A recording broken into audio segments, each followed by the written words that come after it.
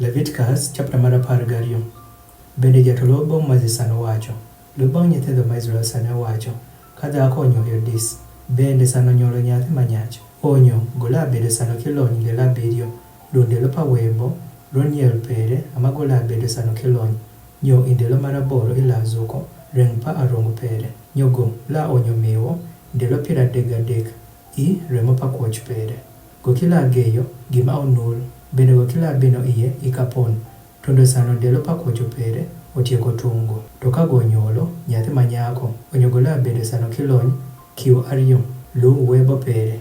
Bende gola miwo, ndelo 66, iremo pa kwoch pere. Nyasano, ndelo pa kwocho pere otieko tungo, apa wuod kosa apa nyar. Gola kelo nyarombo, ma oro marapena, roa miya miwang'o, kod pog mathin, kosa dov, roa miya panis. Bong pego pakanyor pachich bong javas. Javas no amala mimo, amiya no iwang' jat. Yogola timo sudhrigo.